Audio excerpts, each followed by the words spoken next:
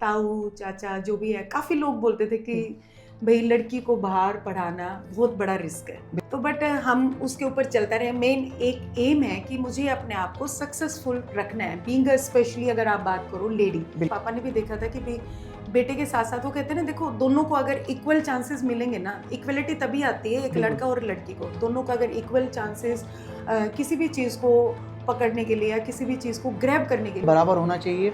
क्योंकि ये भेदभाव होता है तो कहीं ना कहीं महिलाओं में, लड़कियों में सोच आ जाती है कि लड़का है तो वो ऊपर होगा, या ऐसा, मतलब ऐसा नहीं होना। इंजीनियर या डॉक्टर, बिल्कुल। ये दो ही वर्ड होते हैं, इसके अलावा आई थिंक हमें तीसरा पता ही नहीं। अंबानी साहब इंडिया के इतने बड़े उद्योगपति नहीं होते, और सचिन तेंदुलकर साहब इतने बड़े क्रिकेटर नहीं होते ना। हमेशा आपको पॉजिटिव या पीठ नहीं थपथपाई जाती, कई बार जो आपके चाटे पड़ते हैं ना, वो आपको लाइफ में बहुत आगे लेके जाते हैं ना। जब तक अगर आपका अर्जुन की तरह अगर एक निशाना रहेगा ना कि नहीं मुझे उस लेवल तक जाना है, चलो ये नहीं मिला वो नहीं मिला, बट मुझे स्टिल मुझे एक सक्सेसफुल पर्सन बनना है। मुझे अगर प्यार सही है, एक लिमिट तक है, तो दैट इज रियली गुड, वो आपको एक मुकाम तक पॉजिटिव इफेक्ट देगा। बट अगर वही प्यार एक्सट्रीम में चला जाता है, उस प्यार की वजह से आप अपने टारगेट्स को भूल जाते हो, अपनी फैमिली को भूल जाते हो, देन डेफिनेटली वो प्यार कुछ भी नहीं है। डाइवोर्सेस बहुत हो रहे हैं। जो हमारा पहले वाला टाइम था वो नहीं है, वो प्योरिटी वाला था उस टाइम पे, कि एक लड़का लड़की दोनों पूरी रात आप साथ में रहोगे तो शायद कोई इश्यूज ना रहे। आप गांव में कहीं पे भी जाओ, किसी भी गली में जाओ, आप सेफ होगे। आज वो सेफ एनवायरनमेंट है, वो आप बोल सकते हो 15-16 में लड़कियों का। हाँ, और स्टिल वो चार्म भी है सेक्स के लिए, और स्टिल आपको ये भी पता है कि मुझे एडजस्टमेंट भी करनी है। बिल्कुल, फाइव में एक एक्साइटमेंट होती है लड़कों की भी और लड़कियों की भी। तो मोटापा आने के बाद सेक्स लाइफ पर क्या इफेक्ट पड़ता है? हमें पता है शुगर की प्रॉब्लम होती है, हार्ट की प्रॉब्लम होती है, ये सबको पता है कि हाँ हमारी कोई मेडिकल इश्यूज आएगी। बट मैंने लड़कों को भी रोते हुए देखा है और लड़कियों को भी रोते हुए देखा है, जिसकी वजह से आपकी लिबिडो कम हो जाती है। लिबिडो में सेक्स डिजायर कम हो जाती है, एंड्योरेंस कम हो जाती है, टाइमिंग उनके कम हो जाते हैं, स्पर्म की क्वालिटी कम हो जाती है। अब मैं अच्छी दिखती हूँ तो आदि तेरी आंखों में मेरे लिए वो एक सिर्फ तू मुझे प्यार से नहीं देखेगा, बट मुझे वो मेरे लिए प्यार तेरी आंखों में मैं भी देख रही हूँ। मेरा टाइमिंग नहीं हो रहा, या मैं ब्रेथलेसनेस फील करने लग जाता हूँ हल्का हल्का मुझे, कि जैसे कुछ लोग आज की डेट में बर्गर और इतनी तली भुनी चीजें खाते हैं। न्यू वर्ड्स आए, Atkins diet, keto diet, intermittent fasting, ये फास्टिंग, ये फूड बिलीव करते थे। वो कहते हैं ना ओल्ड इज गोल्ड। तो पुराने लोग एक ही चीज बोलते थे, खाओ पियो खेलो और सो अच्छे से। हाँ।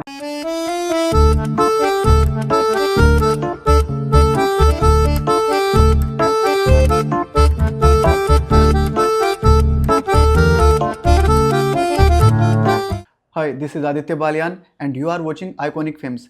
तो आज मैं आपको अपने इस पॉडकास्ट की दुनिया में एक ऐसी हस्ती से मिलाने वाला हूँ जिन्होंने सिर्फ महिलाओं के लिए नहीं बल्कि एक ऐसा मुकाम हासिल किया है जिसमें काफ़ी सारे लोग असफल हो जाते हैं। एक ऐसी लेडी की मैं आपको कहानी बताने वाला हूँ जिसने गांव के सफ़र से लेके गुड़गांव तक के सफ़र को किस तरह तय किया, सिर्फ अपने आप को ये दिखाने के लिए कि महिलाएं, जैसे कि आज के दौर में हम सोचते हैं कि महिलाएं कुछ नहीं कर सकती हैं या बेटियां कुछ नहीं कर सकती हैं, तो जिनका नाम मैं लेने से पहले आपको थोड़ा सा मैं एक हिंट देना चाहूँगा, चाहे बात हो फिटनेस की, चाहे बात हो डाइटिशियन की। उनका नाम है शीला शेरावत जी। कैसी हैं शीला जी आप? हाय आदि, I am good, thank you so much.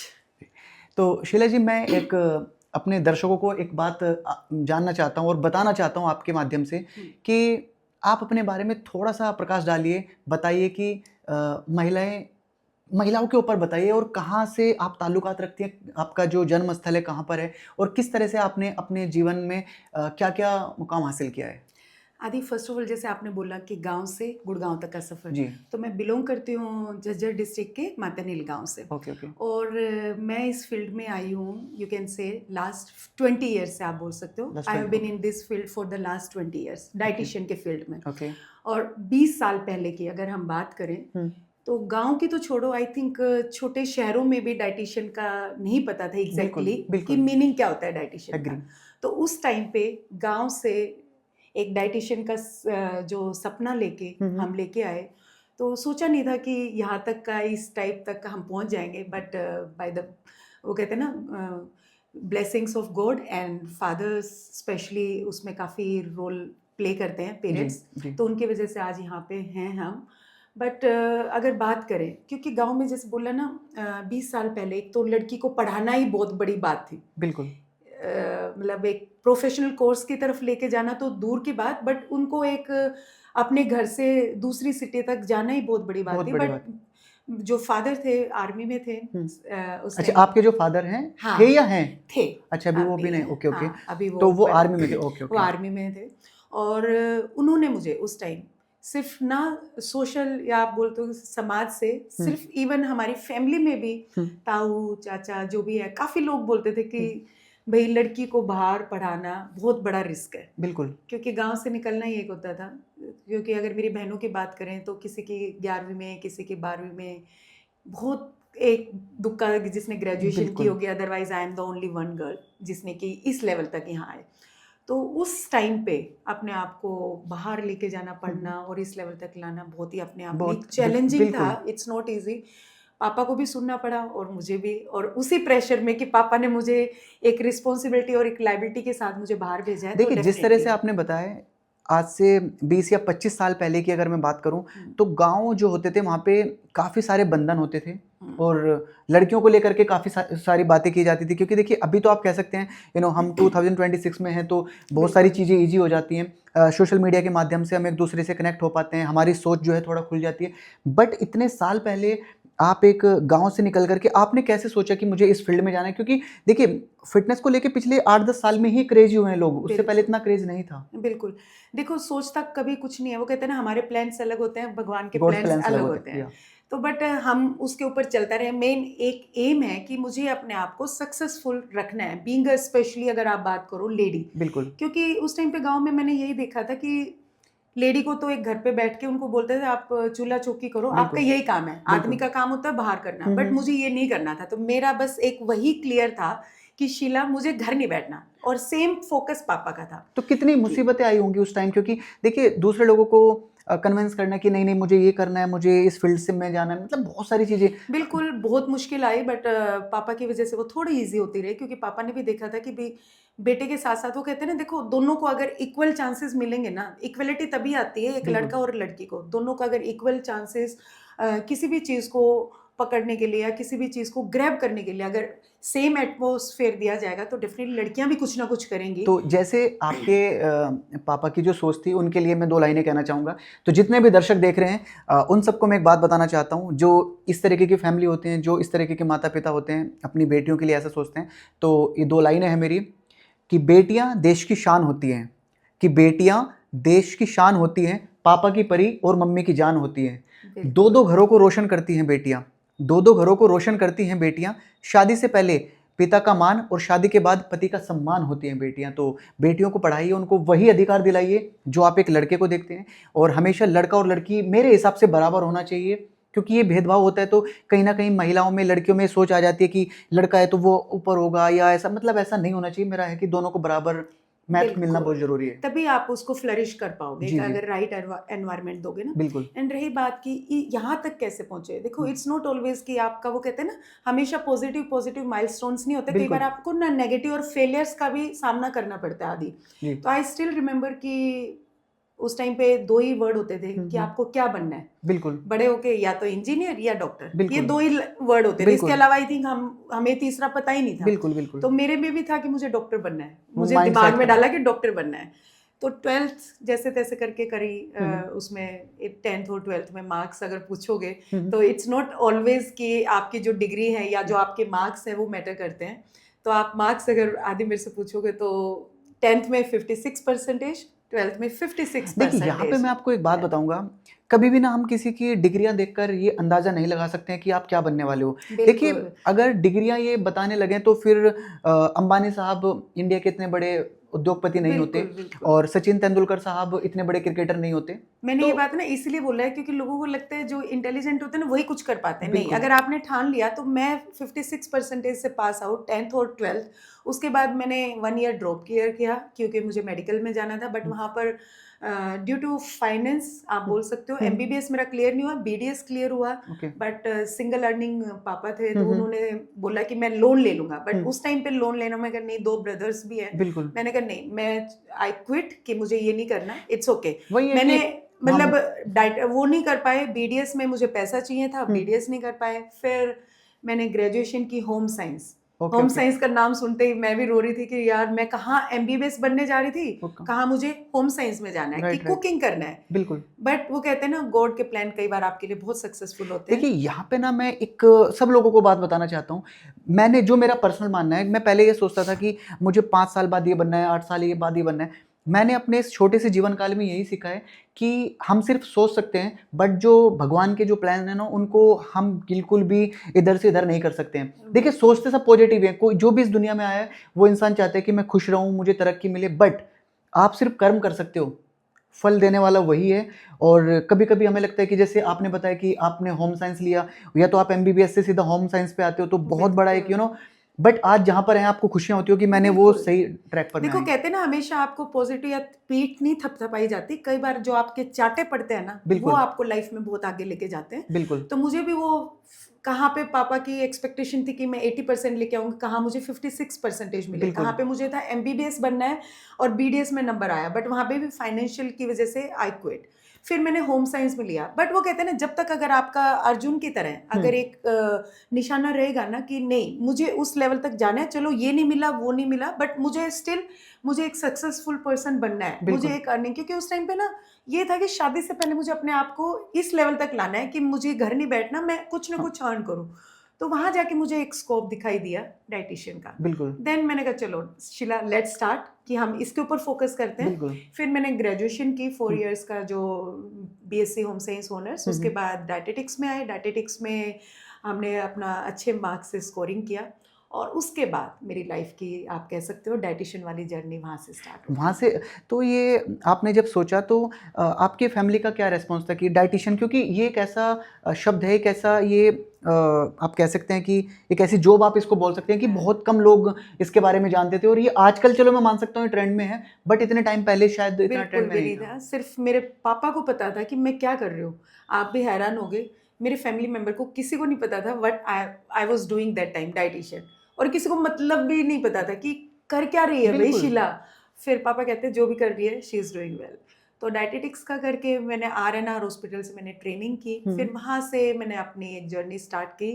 फिर मेरी शादी हुई। शादी के बाद एक आई रिमेम्बर कि जब मैं शादी करके आई थी तो गवर्नमेंट क्वार्टर्स थे सेक्टर 5 आरकेपुरम। ओके। हाँ, तो फादर इन लॉ रिटायर्ड थे और पार्लियामेंट में उस टाइम पे वर्किंग थे। तो आज भी याद है कि वो एक सोफा कम बेड, 2 सोफे और एक चेयर लगा के मैंने वहाँ पे काम करा था एक क्लाइंट से। डाइटिशियन का जो आपने डाइटिशियन का फर्स्ट जो मेरा क्लिनिक था, वर्क फ्रॉम होम बोल सकते हो वो। तो वो जब आपने डाइटिशियन के लिए आए तो वो आपके लिए शौक से आप आए थे कि एक ये था कि यार नहीं कुछ ना कुछ तो मेरे को करना है? दो चीजें होती हैं। दोनों चीजें थी। एक तो ये था कि मुझे अपने आप को इंडिपेंडेंट रखना है। सेकंड, डाइटिशियन का वो कहते हैं ना एक मेडिकल फील्ड का था, एमबीबीएस ना सही, उसी की एक छोटी बहन आप बोल सकते हो डाइटिशियन। बिल्कुल। तो बस मैंने अपना फोकस वो भी रखा और भगवान के जो भी उनके प्लान थे उनके साथ साथ अपने आप को जैसे ये 2 लाइनें कि आप जब जीवन में आगे चलते हैं तो बहुत सारी कठिनाइयों का सामना आपको करना पड़ता है, लेकिन 2 बहुत अच्छे शब्द हैं कि मान लो तो आप हार जाओगे और ठान लो तो आप जीत जाओगे। तो ठानना बहुत जरूरी है, और लाइफ इज वेरी अनप्रेडिक्टेबल, हमें नहीं मालूम कि आने वाले पल में क्या होने वाला है। सो पॉजिटिव रहना चाहिए, और ये नहीं सोचना चाहिए जैसे आपने बताया कि 80% सोचा 56 आए, ये सोचा। सोच आप पॉजिटिव रखिए, लेकिन जो ऊपर वाला करता है, भगवान जो करते हैं वो हमेशा आपके लिए अच्छा ही करते हैं और सबके लिए अच्छे करते हैं। आपको हार नहीं मानना, आपको बैठना नहीं है, आपको जो मिल रहा है उसके अंदर अपने आप को बेस्ट देना है। तो जैसे आपने शादी की बात की, तो आपकी लव मैरिज थी या arrange marriage? Fully arrange marriage. Fully arrange marriage. Fully arrangement. मैंने फुल्ली इसलिए वर्ड यूज किया है कि कुछ भी नहीं है कि ना कोई पहले देखा, बस पेरेंट्स की तरफ से रिश्ता गया और वहां से उसके बाद हम मिले, देन हमने। नहीं देखिए, कभी कभी क्या होता है ना, जैसे आपने बताया आप पहले से मतलब अपने आप को, आपने बोला आपको इंडिपेंडेंट रहना है और आपने घर से बाहर निकलने की ठानी, तो हो सकता है कि माइंड में आपके आए नहीं यार कि मेरे को तो लव मैरिज करनी है, कि कोई पसंद आई तो, क्योंकि होता है। बिल्कुल, उस टाइम में हम यंग भी होते हैं, हार्मोन्स भी हमारी डाइवर्जेंस भी होती है। ये थोड़ा एक्सप्लेन कीजिए, मतलब वो थोड़ा आप मुझे बता सकते हैं? नहीं बिल्कुल, क्योंकि उस एज में जब हम एक प्योबर्टी की एज को क्रॉस करते हैं तो डेफिनेटली हमारे अंदर ना बहुत केमिकल लोचा होता है कि हमें ये भी करना है। और स्पेशली जब आप एक गांव के माहौल से एक एक्सपोजर जब आपको मिलता है ना, तो आपका या तो डाइवर्जन होगा या आपका एक्सपोजर होके आपका फ्लरिश, वो कहते हैं ना, या तो आप ऊपर बढ़ोगे या आप नीचे जाओगे। बिल्कुल। बट मैंने जैसे बोला कि पापा ने और मदर ने मुझे बहुत ही मेहनत से भेजा था, तो मेरे माइंड में एक ही चीज़ थी कि मुझे पढ़ना है और सक्सेस होना है। उसके अलावा कभी कभी डाइवर्जन होते थे, नो डाउट, मैं ये नहीं कहूँगी नहीं होते थे, इतने तो हम कोई भी सेंट नहीं होते, बट फिर अपने आप को एक चाटा मार लेते, नहीं शीला आपको उधर नहीं देखना, क्योंकि पेरेंट्स ने आपको बड़े रिस्पेक्टफुली और एक कहते हैं ना रिस्पॉन्सिबिलिटी दे के भेजा कि आपको अपने घर का, अपने फैमिली का एक नाम ऊंचा रखना है, ना कि उसको नीचे रखना है। तो रही बात कि लव मैरिज का दिमाग में आया ही नहीं, उसका रीज़न एक ये भी था क्योंकि मुझे आज तो बहुत एक्सपोजर आ रही, आई थिंक आज बहुत एक्सपोजर है हम, और हम चाहते हैं कि हम अपना पार्टनर अपनी मर्जी से, बट उस टाइम पे हमारा माइंड ना 2 ही 3 चीज़ें फोकस थे कि एक हमें अपने आप को सक्सेसफुल करना है, और शादी एक इतनी बड़ी रिस्पॉन्सिबिलिटी थी। पहली बात उसकी तरफ हम सोचते ही नहीं थे, सोचते थे तो ये काम पेरेंट्स का है, हमारा नहीं है, क्योंकि शायद इतने बड़े रिस्पॉन्सेज या नहीं। यहाँ पर मैं आपसे एक सवाल पूछना चाहूँगा, जैसे आपने अपनी लाइफ में काफ़ी सारी चीज़ें देखी, आज आप एक सक्सेसफुल वुमन है, तो मैं ये जानना चाहता हूँ कि ये जो प्यार मोहब्बत इश्क की जो बातें होती हैं, हाँ, क्या ये सही हैं या गलत हैं, या ओके ओके या किस्मत के ऊपर डिपेंड होता है, ये थोड़ा मुझे बताइए। इसमें एक ही लाइन में बोलूँगी जो मेरा कि बहुत I always believe, excess of everything is bad. अगर प्यार सही है, एक लिमिट तक है, तो दैट इज रियली गुड, वो आपको एक मुकाम तक पॉजिटिव इफेक्ट देगा। बट अगर वही प्यार एक्सट्रीम में चला जाता है, उस प्यार की वजह से आप अपने टारगेट्स को भूल जाते हो, अपनी फैमिली को भूल जाते हो, देन डेफिनेटली वो प्यार कुछ भी नहीं है। आपको ना मतलब प्यार ब्लाइंड कहते हैं ना, आंख बंद करके नहीं करना चाहिए, उसमें भी आपको देखना चाहिए। प्यार हो जाता है इट्स गुड, बट उसमें देखना चाहिए कि पेरेंट्स को भी इन्वॉल्व करो, क्योंकि आज शायद मैं इस एज पे आके समझ सकते हैं कि एक टाइम के तक हमें लगता है कि जो एक्सपीरियंस है पेरेंट्स का, उनका भी बहुत मैटर करता है। आजकल की जो यंग लड़कियां हैं, मैं आपको बताऊं, अगर अपनी फैमिली में बताती हैं कि मुझे कोई पसंद आ गया, तो आज भी हम ऐसी जनरेशन में, ऐसे टाइमिंग पीरियड्स में हम रह रहे हैं कि 10 to 20% तो मैं नहीं बोलता, लेकिन 80% ऐसा होता है कि घर वाले अलाउ नहीं करते हैं। मतलब किसी को बोल दिया ये मेरा बॉयफ्रेंड है या मैं लव मैरिज करना चाहती हूँ, तो मतलब एक इस तरीके से देखा जाता है जैसे बहुत बड़ा अपराध किया है। और इसीलिए आज की डेट में आप देखेंगी डाइवोर्सेस बहुत हो रहे हैं। तो इसका भी आप मुझे, इस पे भी मैं आपसे बातें करूंगा। इसके ना 2 रीजन है डाइवोर्सेस का या फिर लव मैरिज या जो आप बता रहे हो। फर्स्ट तो जो शादी के लिए बोलते हैं ना, पेरेंट्स चाहते हैं कि, क्योंकि आजकल जो हमारा पहले वाला टाइम था वो नहीं है, बहुत प्योरिटी वाला था उस टाइम पे, कि एक लड़का लड़की दोनों पूरी रात आप साथ में रहोगे तो शायद कोई इश्यूज ना रहे। आप गांव में कहीं पे भी जाओ, किसी भी गली में जाओ, आप सेफ होगे। आज वो सेफ एनवायरनमेंट है, इसलिए भी पेरेंट्स की जो एक एंग्जाइटी है या स्ट्रेस है बच्चों को लेके, वो बढ़ गया है, क्योंकि हमें नहीं पता आगे जाके वो दिखता कुछ है और उसका बैकग्राउंड कुछ और होता है, इसलिए पेरेंट्स थोड़े वरीड होते हैं। बट यस, अगर एक राइट बंदा अगर आपके बच्चों को मिल जाता है तो उसके पीछे का बैकग्राउंड भी देखो, सब कुछ देख के आप कर सकते हो। रही बात फिर डाइवोर्स की, अगर हमारे टाइम पे करें ना आदि, मेरी शादी हुई थी 20 व्हेन आई वाज 25 to 26। तो जो बेस्ट एज होती है ना शादी की, मतलब आप इसको मुझे ये बोल सकते हो कि अभी भी पिछड़े दिमाग की हूँ, बट अगर आपको शादी को निभाना है या शादी को एक सक्सेसफुल उसमें लेके जाना है, तो बेस्ट एज आपकी 25 to 27 के बीच में शादी हो जानी चाहिए। ये मतलब एक टाइमिंग, मतलब टाइम एक बेस्ट, अगर आपको सक्सेसफुल मैरिज करनी है। रीजन, उस टाइम पे क्या होता है कि हम ना एक एडजस्टमेंट मोड में होते हैं, हमें पता होता है कि हमें एडजस्टमेंट करना है। मैं आपसे ये, जैसे मैं आपको रोकते हुए ये जानना चाहता हूँ कि जब 25 to 30 के बीच में आप बोल रहे हो, तो जो लड़कियों के हार्मोन्स होते हैं या लड़कों के भी, हम सेक्स के प्रति मतलब काफी अट्रैक्ट होते हैं लोग, लड़कियां, तो वो थोड़ा सा मुझे एक्सप्लेन कीजिए कि चाहे वो लड़की हो या लड़का हो, वो क्या टाइमिंग होता है कि जिस टाइम मतलब बहुत तेजी से, मतलब हम अपोजिट जो पार्टनर होते हैं, मतलब उसके अट्रैक्ट होते हैं। देखो, वो तो एक प्यूबर्टी के बाद ना वो स्टार्ट होना शुरू हो जाता है, अट्रैक्शन टुवर्ड्स अपोजिट सेक्स। वो आप बोल सकते हो 15-16 में लड़कियों का, हाँ। और वो ऐसा होता है, वो सिर्फ अट्रैक्शन होता है। बट जैसे जैसे 20, 21, 22, वो आप भी देखोगे ग्रेजुएशन में ना वो थोड़ा सा सेटल्ड हो जाता है, थोड़ा ठहराव आना लग जाता है। और 25 में आपको पता है कि यस, स्टिल वो चार्म भी है सेक्स के लिए, और स्टिल आपको ये भी पता है कि मुझे एडजस्टमेंट भी करनी है। एडजस्टमेंट का एक वो कहते हैं ना, एक आपका टाइम पीरियड होता है। तो 25 to 30 के बीच में अगर आपकी शादी होती है, तो आपका वो चार्म भी रह जाता है towards your sex life, plus आपके एडजस्टमेंट के लिए जो आपकी रिस्पॉन्सिबिलिटीज आपके माइंड में सेट होता है कि मुझे एडजस्ट होना है एक नई फैमिली मेम्बर्स में, एक नए बंदे के साथ, और आगे आदमी को भी पता है कि मुझे एक नया मेंबर मेरी फैमिली में आया तो मुझे उसको एडजस्ट कैसे करना है, कुछ उसको सुनना है, कुछ अपनी फैमिली को, तो वो एडजस्टमेंट धीरे धीरे ना नेक्स्ट शादी के 3 to 4 years में वो एडजस्टमेंट हो जाती है, देन वो धीरे धीरे हम एक दूसरे को समझ के वो रिलेशन पक्का होने लग जाता है। बिल्कुल। बट आजकल जो डिवोर्स का रीजन है वो है कि हम ये सोचते हैं कि हम जब तक अर्निंग ना शुरू करें हम शादी नहीं करते। That is also good point, क्योंकि बिना अर्निंग के हो भी नहीं जाता है, मतलब सेटल ही नहीं कर पाओगे, और उस लेवल तक पहुंचते पहुंचते हम 30 क्रॉस कर देते हैं। बिल्कुल। 32 33 के बाद, उसके बाद हम जो भी शादी करते हैं ना वो इमोशनली कनेक्ट कम होता है। हाँ, वो क्योंकि 30 के बाद आप भी देखोगे जो सेक्सुअल के लिए थे ना, आजकल इजी हमारा एनवायरनमेंट भी है, शायद वो भी धीरे धीरे कम हो जाता है, कहीं से मिल जाता है, ओपन रिलेशन में रहते हैं, तो शायद उसके लिए क्रेज भी कम हो जाता है, और रिस्पॉन्सिबिलिटीज हम लेने के एक्साइटमेंट खत्म हो जाती है।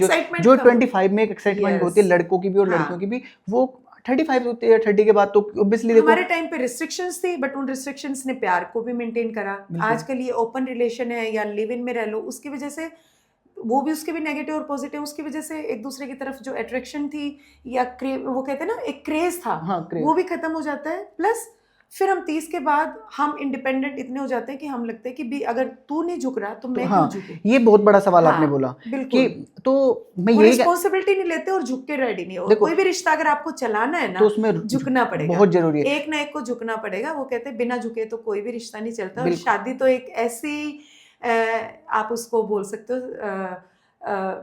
मतलब एक ऐसा बंधन है कि उसके अंदर आपको अपने जो अंदर का कुछ चीजें ना 80% मारना पड़ता है, 20% के साथ आपने अपनी लाइफ को आगे बढ़ाने पड़ती है। मैं इसमें बात करूं कि देखिए, जब आप पहली बार किसी लड़के से बात करते हैं तो आप उनको बहुत केयर भी करते हैं, बहुत इज्जत देते हैं, लेकिन 2 महीने बाद वो थोड़ा आपको लगेगा कम, बट कम नहीं होता वो, आप थोड़ा क्लोज हो जाते हो, थोड़ा फॉर्मल उनके साथ होने लगते हो। बट आप अगर ये सोचेंगे कि मेरी गर्लफ्रेंड हो या वाइफ हो कि मैं उसके सामने नहीं झुकूंगा, तो आप ये समझ लीजिए कि आप उस रिश्ते को तोड़ने की कगार पर है। क्योंकि जो लड़की हमारे साथ, देखो अभी किसी से हम 6 महीने में मिलना और दिन में 24 घंटे साथ रहना, दोनों में बहुत बड़ा अंतर है। आपकी अच्छी बुरी जितनी भी आदतें हैं वो सब सामने आने लगती हैं, तो झुकना बहुत जरूरी है। और दोनों को कभी सॉरी बोल के, कभी थैंक यू बोल के हमें अपनी लाइफ को चलाना पड़ता है, और धीरे धीरे उस रिश्ते में हमारी इतनी अंडरस्टैंडिंग हो जाती है, जिस दिन वो अंडरस्टैंडिंग हो जाएगी तो वहाँ पे डिवोर्स के चांसेस कम हो जाते हैं।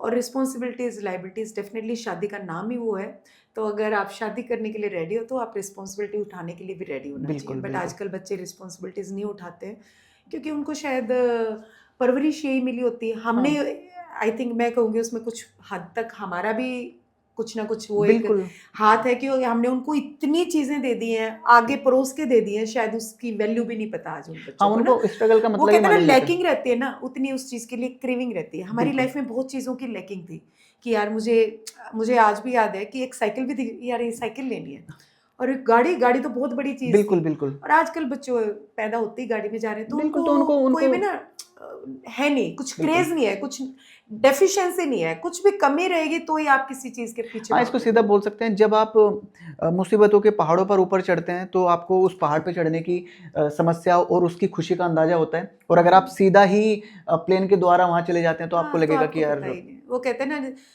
जब दौड़ते हो फिर आप साइकिल पे आते हो, फिर आप गाड़ी में आते हो, तो आपको पता होता है गाड़ी की क्या कीमत रही है, क्योंकि आप पैदल चले हो। बिल्कुल। अगर आप पैदल ही नहीं चलोगे तो गाड़ी और एरोप्लेन में क्या डिफरेंस है, फिर आपको उसका पता ही नहीं ना। तो जैसे हमने डाइवोर्सेस की बात की, आप डाइटिशियन हैं आप, तो डाइट में मतलब आपके पास जो क्लाइंट आते हैं वो मोस्टली लड़के आते हैं, लड़कियां आती हैं, या क्या रेशो रहता है उनका? मिक्स। हाँ। तो एक बड़ा सवाल है मेरे दिल में, आज की डेट में ना बहुत लोग फिट होने के लिए क्रेजी हैं, मतलब पागल हैं, बट फिर भी एक मोटापा एक ऐसा है कि जैसे आपकी शादी हो जाती है, शादी के बाद बंदा क्या होता है कि कमाने में इतना पागल हो जाता है कि वो अपने आप पे ध्यान देना बंद कर देता है। ऐसी लड़के हों लड़कियां हों, दोनों के। तो जब मोटापा आता है तो उस पर मोटापा आने के बाद सेक्स लाइफ पर क्या इफेक्ट पड़ता है?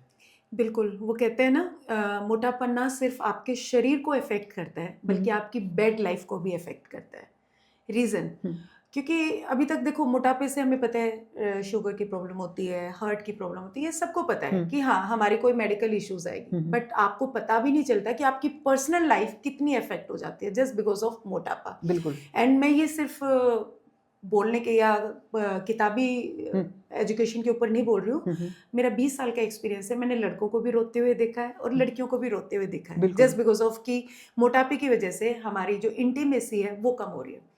उसके रीजन होते हैं, जैसे आपका वेट गेन होता है, लड़कों के अंदर टेस्टोस्टेरोन गिरना शुरू हो जाता है, जिसकी वजह से आपकी लिबिडो कम हो जाती है। लिबिडो में सेक्स डिजायर कम हो जाती है, तो उसकी वजह से वो उनका स्टेमिना कम हो जाता है मोटापे की वजह से, एंड्योरेंस कम हो जाती है, टाइमिंग उनके कम हो जाते हैं, स्पर्म की क्वालिटी कम हो जाती है।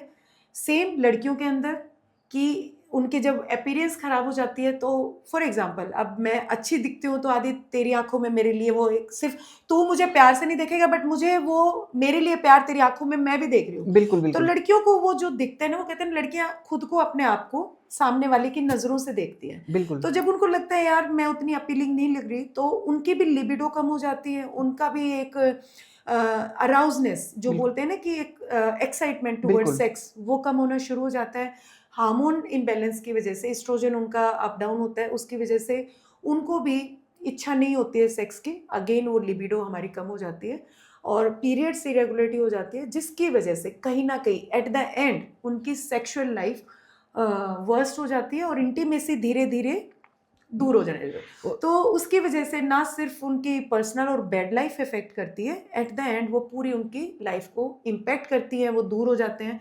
इमोशनल कनेक्ट दूर, तो डेफिनेटली हमारी सारे रिलेशन हाँ। ये बड़ा मतलब आपने जितने भी ये लोग देख रहे हैं उनको सबको यही मैं बताना चाहता हूँ कि कहते हैं ना कि सबसे पहले अगर आप खुद पर ध्यान नहीं दोगे तो आप किसी के लिए क्या कर सकते हो। तो सबसे पहले खुद को फिट भी रखना, खुद के ऊपर ध्यान देना, तभी आप अपने पार्टनर का साथ दे सकते हैं। बिल्कुल बिल्कुल।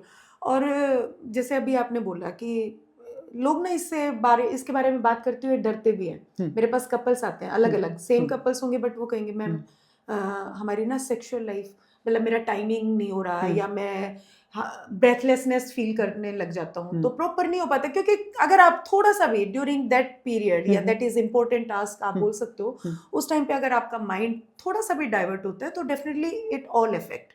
और उसको सिर्फ काम की तरह काम करोगे तो फिर वो खराब है। इमोशंस अगर उसके अंदर, जैसे आपने माइंड वाला और टाइमिंग वाली बात बताई, इसके ऊपर जो मेरा मानना है, देखिए अगर आप अपने पार्टनर के साथ इमोशनली कनेक्ट होके उनके साथ आप सेक्स कर रहे हो, तो वो लव है, आप उनको फील कर रहे हो। लेकिन अगर आप ये सोच रहे हो कि सिर्फ कि ये काम करना है, कि भाई ये मेरी रेस्पॉन्सिबिलिटी बस ये करना है, तो फिर वो तो क्या है कि देखो, फील जब तक आपको किसी भी रिलेशन में नहीं आएगा, चाहे वो आपको गर्लफ्रेंड हो, बॉयफ्रेंड हो, हस्बैंड वाइफ हो, आपको वो दिल से दिखाना पड़ेगा कि मैं दिल से आपको चाहता हूँ, और दिल से करना और माइंड से करना बहुत थिंग्स आर वेरी डिफरेंट। बहुत जरूरी है। और तभी मैं कहती हूँ कि सिर्फ मोटापा ना कि आपकी बॉडी को अफेक्ट करता है, आपकी सेक्सुअल एज वेल एज आपकी बेड लाइफ को भी सारी चीजें खत्म हो जाती हैं, बहुत इम्पैक्ट करता है। और लोगों को मैंने just because of this reason एक रीजन डाइवोर्स तक भी पहुंचते हुए देखा। बिल्कुल, क्योंकि एक दूसरे से इंटीमेसी खत्म, तो आपकी, क्योंकि सेक्सुअल लाइफ ना एक मेन रीजन होता है आपकी किसी भी मैरिज को बाउंड रखने के लिए। अगर वो आपकी ठीक है तो आपकी मैरिज लाइफ डेफिनेटली लंबी चलेगी और अच्छी चलेगी। बिल्कुल। अगर वहां पे डिफरेंसेस शुरू, तो आपकी धीरे धीरे इमोशन डिस्कनेक्ट होना शुरू हो जाते हैं। इमोशन डिस्कनेक्ट, तो आपकी मैरिज कहीं ना कहीं होलो पड़ रही है, आपकी वो उसमें दूरी आ रही है। बिल्कुल। तो उसको संभालने के लिए भी एक वेट लॉस का हमारी लाइफ में बहुत जरूरी है, जैसे मतलब मेडिकल कंडीशंस नहीं, जैसे आपने बताया, देखिए अगर कोई भी इंसान अपने घर जाता है, अपने पार्टनर से मिलता है शाम को जाके, अगर उसके देखो माइंड में सबके होता है सेक्स, कोई ऐसा नहीं है हम सेक्स के ऊपर बात करते हुए इतना शर्माते हैं, नहीं, ये बहुत जरूरी है। अपने बच्चों को भी इसके लिए जागरूक करें, क्योंकि आपको एक यंग एज में ही अगर पेरेंट्स अपने बच्चों को इसको एक पूरा टॉपिक होना चाहिए, ऐसा नहीं कि घबराहट की, क्योंकि अगर ये नहीं हम बातें करेंगे तो इन फ्यूचर जाके हम बहुत प्रॉब्लम का सामना करते हैं। नहीं, बिल्कुल। अब खुल के बीइंग अ डाइटिशियन, लोगों को लगता है मैं डाइटिशियन को क्या बताऊं, बट अगर मोटापे की वजह से आपकी सेक्सुअल लाइफ अफेक्ट हो रही है, then you have to think about your weight. It's not like that कि आपको सिर्फ अच्छा दिखने के लिए वेट लॉस करना है, बिल्कुल आपको अंदर से भी अच्छा दिखने के लिए वेट लॉस करना है। बिल्कुल बिल्कुल जी। तो डाइट के ऊपर कुछ बताएंगे आप, मतलब थोड़ा सा कि हल्का हल्का मुझे, कि जैसे कुछ लोग आज की डेट में बर्गर और इतनी तली भुनी चीजें खाते हैं, थोड़ा सा कुछ बताएं। देखो अभी हम, क्योंकि ये पॉडकास्ट चल रहा है, ज्यादा लंबा डिटेल में नहीं जा पाएंगे, बट एक लेमन लैंग्वेज में, जिससे कि हर कोई जो भी इस पॉडकास्ट को सुन रहा होगा समझ में आ पाए। डाइट को हम जितना डिफिकल्ट करेंगे ना, कॉम्प्लिकेट करेंगे, उतना ही ये डाइट एक वर्ड ना बहुत कॉम्प्लिकेट हो जाता है। इसको हम जितना सिंपल रखेंगे ना उतना ये हमारे बॉडी को भी अच्छा रखेगा और हमारे माइंड को भी अच्छा, क्योंकि अगर कोई टेंशन लेके स्ट्रेस आजकल बहुत वो कहते हैं ना मार्केट में न्यू वर्ड्स आए हैं, Atkins diet, keto diet, intermittent fasting, ये फूड, ये कीटो फूड या क्रैश डाइट, इसकी वजह से ना लोग कंफ्यूज हो गए बिल्कुल, क्योंकि शायद ये भी लोगों को लाने के लिए, बट एट द एंड वो कहते हैं ना, मैं आई डू बिलीव, जो मेरे एंसेस्टर बिलीव करते थे, वो कहते हैं ना ओल्ड इज गोल्ड। तो पुराने लोग एक ही चीज बोलते थे, खाओ पियो खेलो और सो अच्छे से। हाँ, अगर ये चारों चीजें आपने अपनी लाइफ में कर ली ना तो आपका परफेक्ट है। खाने में आप हेल्दी खाओ, बिल्कुल, और उसका सिंपल सा फंडामेंटल बनाओ कि आपकी जो प्लेट में है ना, रेनबो में कितने कलर्स होते हैं? 7। तो अगर आपने दोनों टाइम पे अपने जो हम 2 मेन मील लेते हैं, लंच और डिनर, उन दोनों में मिला के एक टाइम पे हम 7 कलर इंक्लूड नहीं कर सकते, तो 2 प्लेट में अगर आपके 7 कलर्स हो गए तो आपकी एक हेल्दी डाइट इंक्लूड वो मानी जाएगी। सेकेंड आता है पियो, दारू नहीं पीनी, हमें पानी पीना है। बिल्कुल। तो अगर आपने अपने डाइट में अच्छे से हाइड्रेट और अपने लिक्विड इंक्लूड करा अच्छे से, तो आपके जो टॉक्सिन्स है वो भी फ्लश आउट हो जाते हैं पानी के थ्रू, और फिर आपका जो हाइड्रेट है, बॉडी हाइड्रेट होती है, उससे ऑक्सीजन मिलता है, ऑक्सीजन से आपका ब्लड सर्कुलेशन अच्छे से होता है। तो कितना पानी एक पीना चाहिए? मतलब हम बोलते हैं 8 to 9 लीटर्स, और अप्रोक्स 2 से 2.5 litre, depend person to person.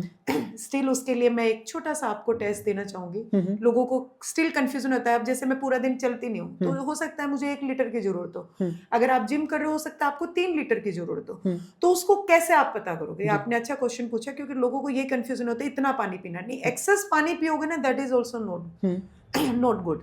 तो उसके लिए एक टेस्ट कर सकते हो आप, जैसे यूरिन पास करते हो, अगर आपका यूरिन डार्क ब्राउन की तरफ जा रहा है, रेडिश की तरफ जा रहा है, दैट इंडिकेट्स कि आप पानी कम पी रहे हो, आप पानी का इंटेक बढ़ाओ जितना भी पी रहे हो आप। कम से कम कितना पीना चाहिए? हाँ, और अगर आपका यूरिन वाइट आ रहा है, बिल्कुल ट्रांसपेरेंट, हमें लगता है यार हमारा तो यूरिन बिल्कुल वाइट आ रहा है, दैट मीन्स ओके, नहीं, इस टाइम पे आपको जरूरत है पानी कम पीना है, क्योंकि आप ज्यादा पानी पी रहे हो, आपके न्यूट्रलाइट्स यूरिन के थ्रू बाहर जा रहे हैं। एंड फिर आता है पेल येलो। अगर पेल येलो आपका यूरिन आ रहा है, that means you are drinking enough water. तो मिनिमम हमारा डिपेंड करता है आपकी एक्टिविटी के ऊपर, आपकी नॉर्मल आपका जो डेली रूटीन लाइफस्टाइल है, बट 1.5 से 2.5 लीटर के बीच में अगर आपका ले रहे हो तो दैट इज इनफ। और वैसे मतलब 2 ग्लासेस अगर हम सिंपल लेमन लैंग्वेज में बात करें तो। और वैसे आप कह रहे हैं कि वैसे कितना बताया आपने टोटल? 1.5 से 2 लीटर, 2.5 लीटर, 2.5-3 लीटर तक, मतलब 2.5-3 लीटर, 3 लीटर डिपेंड आपकी एक्टिविटी, मैंने बोला ना। बट यूरिन टेस्ट आप करो, वो बेस्ट है, जरूरी नहीं है पानी ज्यादा पीना is good, excess of water is also harmful. Urine से मुझे याद आया जैसे, और फिर मैंने बोला एक सोना, सोना भी बहुत एक इम्पोर्टेंट मैटर करता है। खाना हो गया, पीना हो गया, सोना, टाइम पे सो, टाइम पे उठो, that is also affect your overall health. और उसके लिए आप एक सिंपल सी अपना जो एंसेस्टर फॉलो करते थे ना, कि दिन छिपने से पहले खाना खा लो, उसको हम आजकल की लैंग्वेज में, एक साइंटिफिक लैंग्वेज में बोलते हैं सर्काडियन रिदम, कि हमारी जो सन रेज होते हैं उसके अकॉर्डिंग हमारी पूरी बॉडी का सिस्टम काम करता है। सुबह जैसे ही आपका सनराइज होता है, आपके बॉडी का मेटाबॉलिज्म चक्रा जिसको बोलते हैं वो एक्टिवेट होना शुरू होते हैं। तो उस टाइम पे आप जो भी खाते हो, आपकी एब्जॉर्प्शन अच्छी होती है, आपकी डाइजेशन अच्छी है, और आपका मेटाबॉलिज्म अच्छा होता है। सनसेट के बाद जो भी आप खाओगे ना वो जहर के बराबर है। इसलिए पहले अगर आप देखोगे हमारे पूर्वज दिन छिपने से पहले खाना खा लेते थे और वो फिट रहते थे। बट आज की डेट में थोड़ा हो जाता है, जैसे किसी की नाइट शिफ्ट है तो उनके लिए दिक्कत है। हाँ, उसके लिए फिर वही है कि उसको फॉलो करो, ज्यादा नहीं है तो हफ्ते में 2 बार भी अगर आपने सर्कैडियन रिदम को फॉलो कर लिया ना, तो आपका एक बॉडी अलाइनमेंट में रहती है। तो इस सनसेट और इसको फॉलो करना काफी हेल्दी रहता है हमारे। एक मैं लड़कियों के लिए भी ये भी जानना चाहता हूँ कि आप, एक मूवी भी आई थी अक्षय कुमार सर की, पैडमैन करके कुछ मूवी थी, तो एक टॉयलेट, एक प्रेम कथा थी, वो सारी चीज के ऊपर मैं बात करूंगा।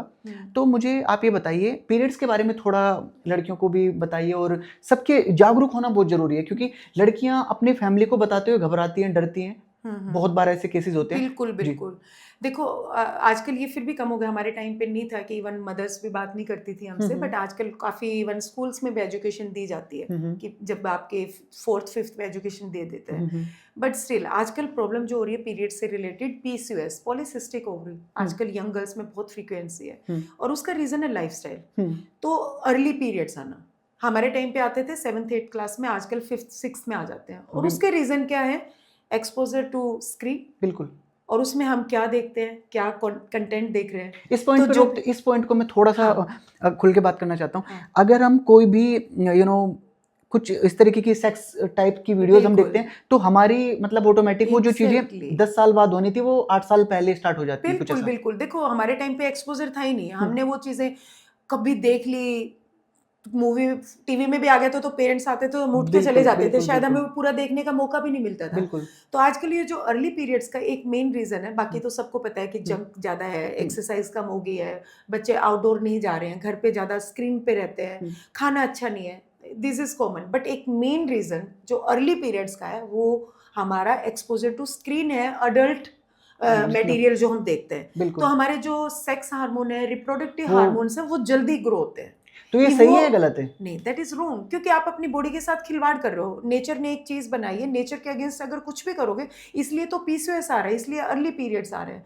तो डेफिनेटली अपने बच्चों को एक एज में थोड़ा सा उनके ऊपर फोकस करो कि क्या मटेरियल देख रहे हैं, क्या चीज देख रहे हैं, क्योंकि जो भी आप देखते हो ना, आपकी पूरी बॉडी इंपैक्ट होती है। तो ये एक मेन रीजन है अर्ली पीरियड्स आने का भी, मतलब इनमें से जो मेन रीजन है उनमें से एक ये भी है कि आपके सेक्स ऑर्गन जल्दी डेवलप हो जाते हैं। तो जैसे एक थोड़ा डिफिकल्ट है सेंटेंस मुझे बोलना, बट फिर भी मैं अपने व्यूअर्स के, अपने दर्शकों के लिए जानना चाहता हूँ कि जैसे हम बीएफ मूवीज देखते हैं, ब्लू फिल्म मूवीज देखते हैं, तो ये क्या देखना सही है शादी के बाद? चलो मैं बात करता हूँ, यंग एज की मैं बात नहीं कर रहा हूँ, आफ्टर मैरिज क्या अपने पार्टनर के साथ वो चीजें देखना सही है, गलत है, या इससे हमारा मतलब क्या आप कहना चाहेंगे इसके ऊपर? देखो आदि, सही और गलत की ना डेफिनेशन बहुत वास्ट है। हो सकता है कुछ चीज मेरे लिए सही हो और कुछ चीज आपके लिए सही हो ना।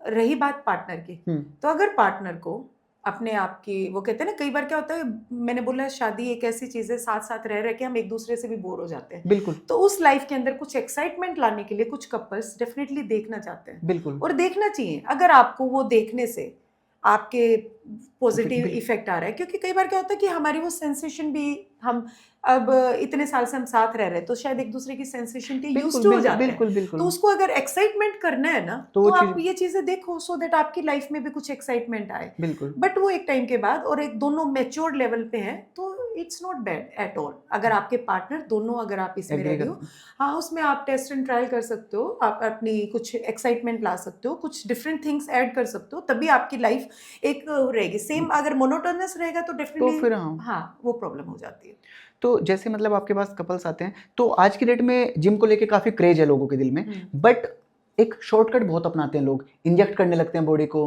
कुछ ऐसी टैबलेट्स लेते हैं जिससे कि आप बॉडी बहुत तेजी से ग्रोथ करती है। बट अभी हाल फिलहाल जितने भी मैं केसेस देखता हूँ कि दिल का दौरा पड़ना, सांसें रुक जाना, बहुत सारी चीजें होती हैं करने से। इसके बारे में आप क्या कहना चाहती है? क्या सही है या गलत है, या फिर क्या? अगेन गलत ही कहेंगे इसको हम, दिल का दौरा पड़ जाता है। स्पेशली आपने कई बार जो न्यूज में सुना है कि जिम करते करते आ गया, उसमें जो एक मेन रीजन मिला है कि क्या रीजन है, वाइल वर्किंग आपको हार्ट अटैक, या आपको जो भी एकदम से आपका हार्ट रेट ज्यादा हो जाती है, उसका होता है ये जो प्री वर्कआउट लेते हैं, या एक्सेस प्रोटीन लेते हैं, या केराटिन नहीं लेते हैं, तो क्या, हाँ, क्योंकि वो देखो कुछ चीजें बनी हुई आपके लिए नहीं बनी हुई, मेरे लिए बनी है, किसी के लिए हो सकता है, आपकी बॉडी के लिए नहीं बनी। वो जो हम सप्लीमेंट्स लेते हैं वो प्रोफेशनल्स के लिए बना है जो उतना वर्कआउट कर रहे हैं। बट अगर हम नॉर्मल जिम कर रहे हैं तो बेटर है go for normal homemade food. But आजकल हमारी जो मीडिया है ना, उन्होंने सेल्स प्रैक्टिस कर दिया है कि जब तक उनके प्रोडक्ट सेल नहीं होंगे, और किसी भी प्रोडक्ट को ना वेट लॉस इंडस्ट्री से आप कनेक्ट कर दो, डेफिनेटली सेल्स बढ़ जाएगी, क्योंकि इंडस्ट्री है, वेट लॉस इंडस्ट्री बहुत बड़ी इंडस्ट्री बन गई है, सबको मोस्टली वेट लॉस करना ही है। तो ये जो प्री वर्कआउट है, पोस्ट वर्कआउट है, सब चीज़ों के लिए हम एक सप्लीमेंट्स के ऊपर डिपेंड रहते हैं ना, वो है। तो एकदम से हम वर्कआउट करते हैं, जो भी सप्लीमेंट्स लेते हैं, फिर हम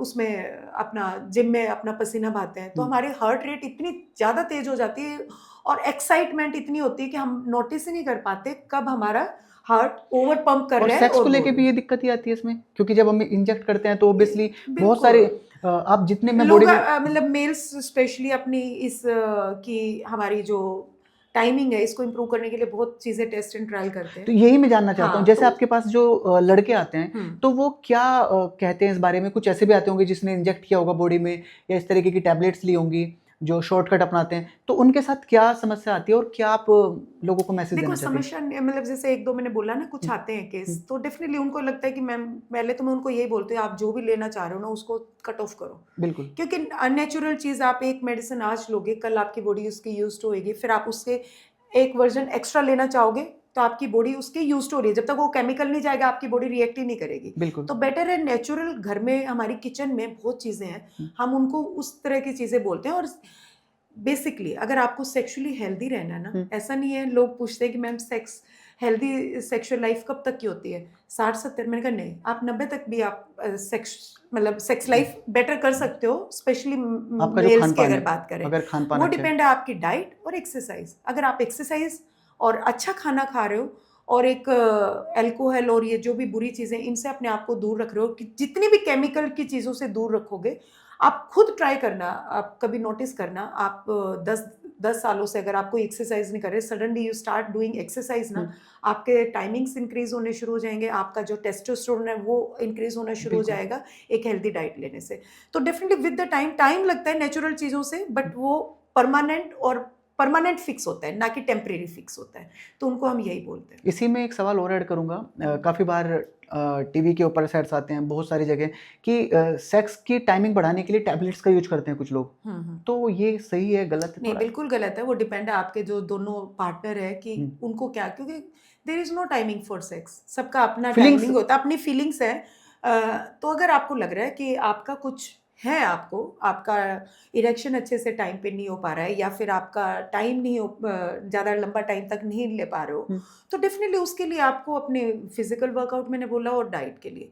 बाकी एक टिप मैं देना चाहूँगी, अगर कभी भी कुछ करते हो तो एक होम रेमेडी है, आप लौंग लो, 4-5 लौंग लो, एक आप लहसुन लो, और उन दोनों को अच्छे से उबाल के पानी में लेके, जब भी आप नाइट में बिफोर गोइंग टू बेड आप इस ड्रिंक को लो, that will improve your timing as well as your endurance. दोबारा बताइए इसके बारे में थोड़ा डीप। तो बिफोर गोइंग टू बेड आप 4 लौंग लो, उसके अंदर आप 2 लहसुन की पीसेस लो, उसके अंदर थोड़ा अदरक का अगर आप कस करके कर दो, उसका पानी को उबाल के, देन उस ड्रिंक को, it's become equivalent to Viagra drink, आप इसको बोल सकते हो, नेचुरल वाइग्रा। बिल्कुल। और बिफोर गोइंग टू बेड आप इस ड्रिंक को लो, it will really improves your timing as well as your endurance.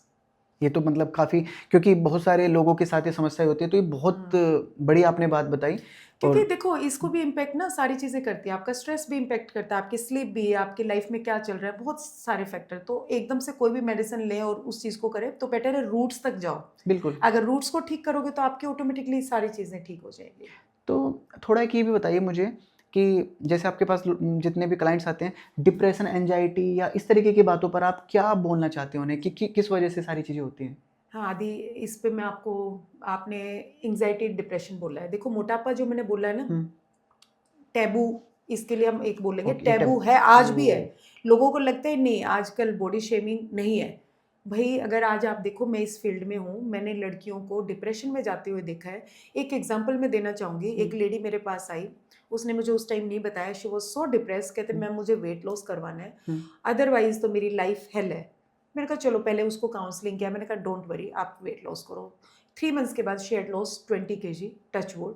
And after that I still remember, उसने मुझे स्टाफ को कॉल किया, स्टाफ ने मुझसे कनेक्ट किया, and she was literally crying. मैंने कहा भाई क्या हो गया, ऑल ओके?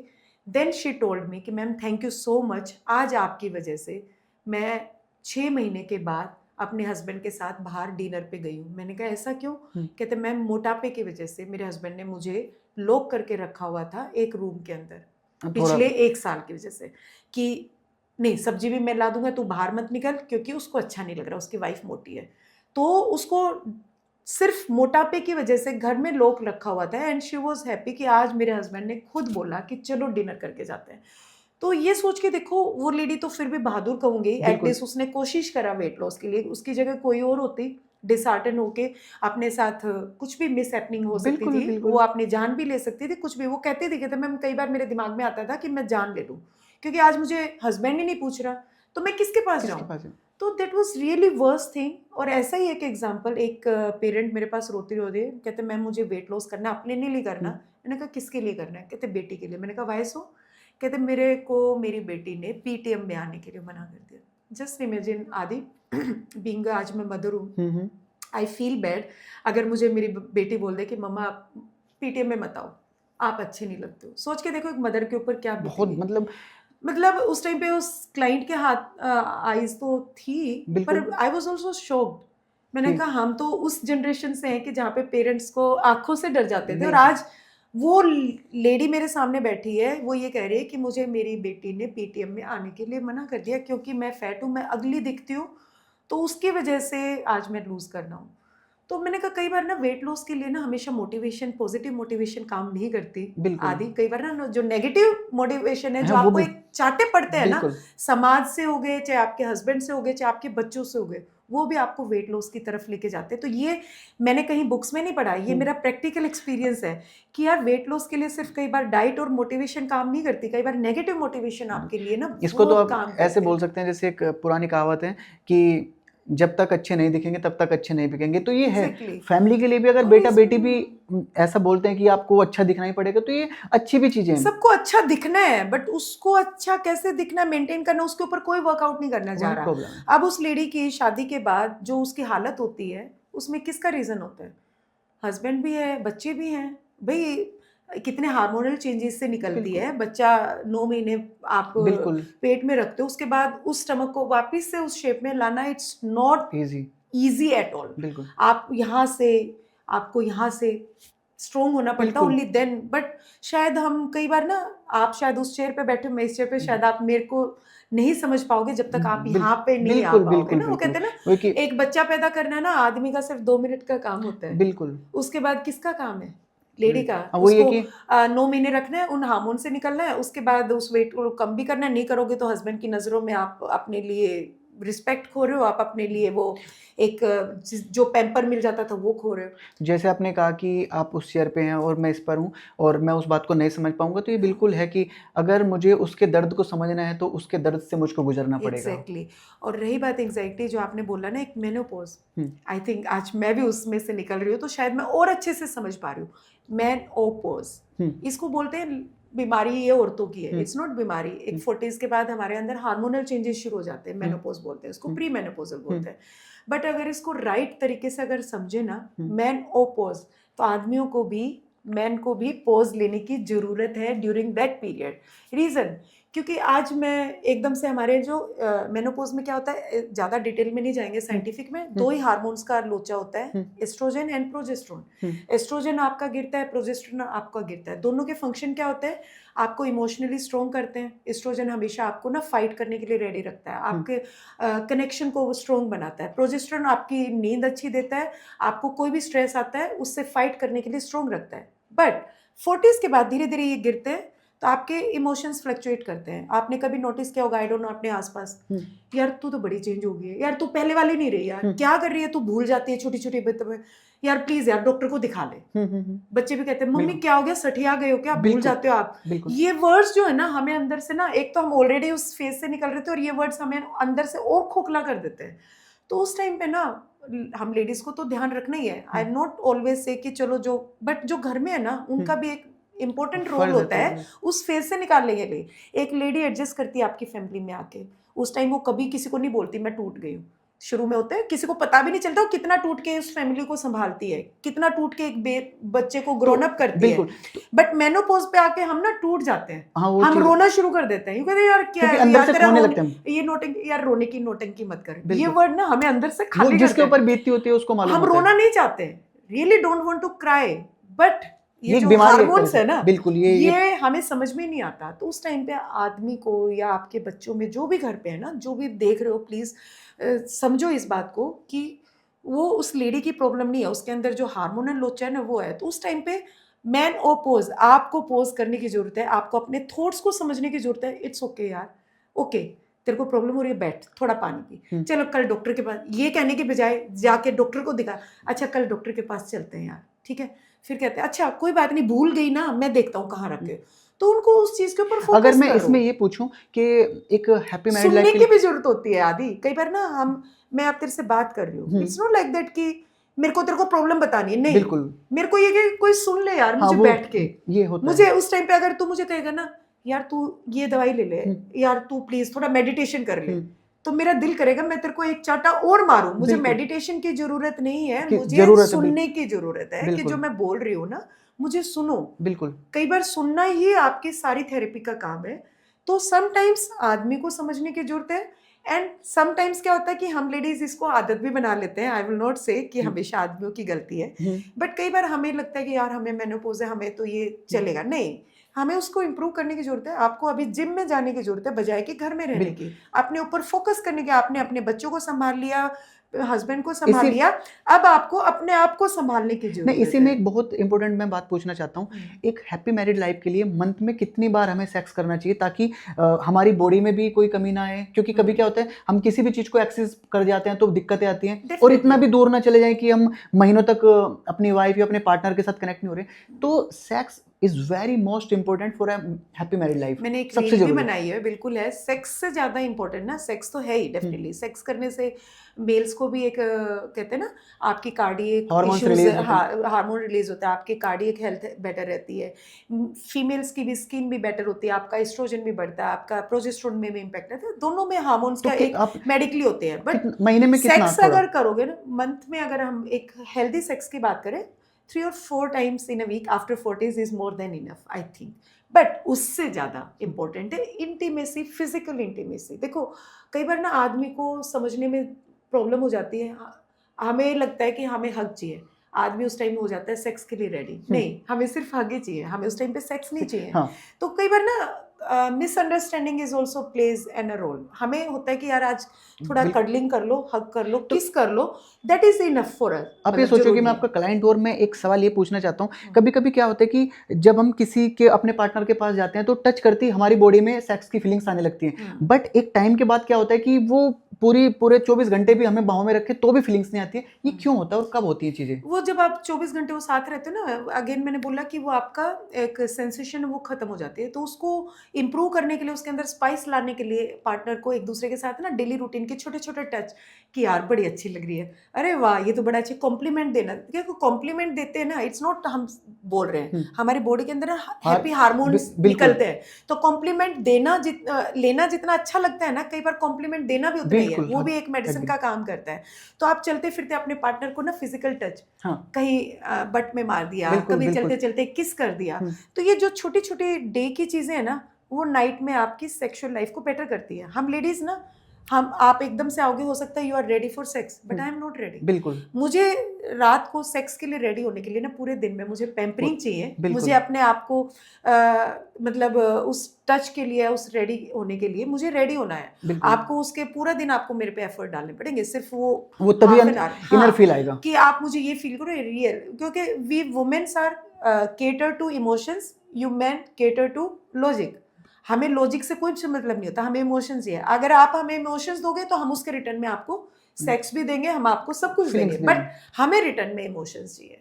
तो अभी आपके कितने क्लिनिक हैं या जहाँ पर आप बैठते हैं, कितने ऑफिस हैं जो डाइटिशियन के आप, और कहाँ पर है कि पर थोड़ा व्यूअर्स को बताइए। आदि अर्लियर लॉकडाउन से पहले मेरे पास 30 क्लिनिक्स थे, बट अभी लॉकडाउन के बाद काफ़ी चेंजेस हो गए, मार्केट में भी चेंज हो गया, तो ऑनलाइन ज़्यादा काम हो गया है। तो अभी दिल्ली एनसीआर में गुड़गांव में है हमारा क्लिनिक, सोना रोड पे और हुडा सिटी सेंटर पे।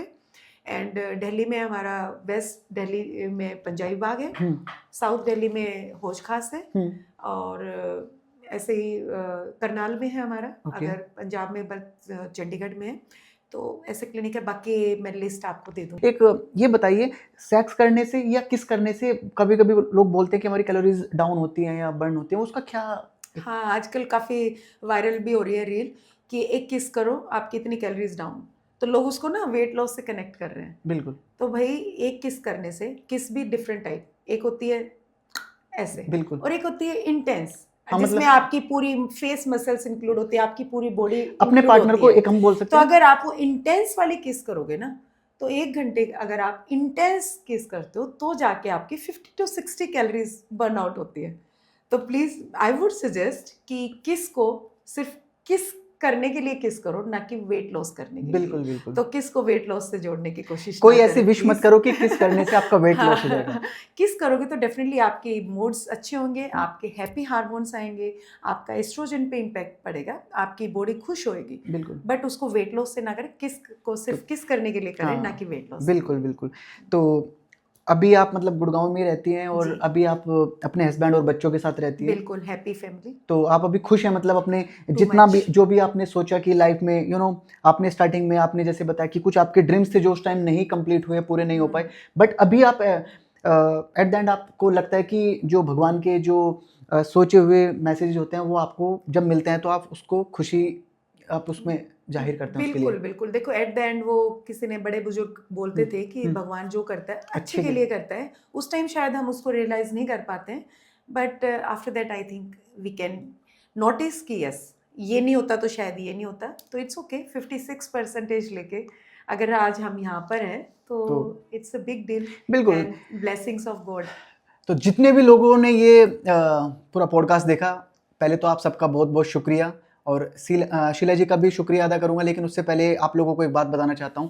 इनसे जो मैंने सीखा है और आप लोग भी सीख सकते हैं कि आप किसी भी दुनिया के किसी भी कॉर्नर से निकलते हैं, अगर आपके अंदर कुछ करने की क्षमता है, कुछ आप पॉजिटिव हैं, आप जिद्दी हैं, तो आप लाइफ में कुछ भी कर सकते हैं। देखिए जिंदगी में कुछ भी हार नहीं होती है, आप आते हैं सिर्फ सीखते हैं और अपने पॉजिटिव इंटेंट के साथ आप आगे बढ़ जाते हैं। हार ना कभी मत सोचें, और लाइफ में कभी कभी हम सोचते हैं कि आज ही होगा, अगर वो उस दिन नहीं होता है तो आप ये ना सोचें कि आपका जीवन, आपकी ज़िंदगी खत्म हो जाती है। आप आगे बढ़ते रहिए। फिट रहना बहुत ज़रूरी है, जो कि इन्होंने बताया। तो बात चाहे वो सेक्स की हो, चाहे फिर वो एक गांव से निकल के गुड़गांव तक आने की हो, चाहे वो फिर अपने आसपास के लोगों से जद्दोजहद की हो, या फिर आज एक सक्सेसफुल वुमन के मुकाम तक हो, इसके लिए आपको बहुत सारी चीज़ों के लिए सेक्रीफाइस करना पड़ता है। तो फिर से होगी आपसे मुलाकात, तब तक के लिए नमस्कार। आप थे अपने दोस्त आदित्य बालियान के साथ। शीला जी की मुलाकात हमेशा याद रहेगी जिस तरीके से इन्होंने हमें बताया। तो thank you so much once again Sheela ji. Thank you Adi, thank you so much for having me. Thank you.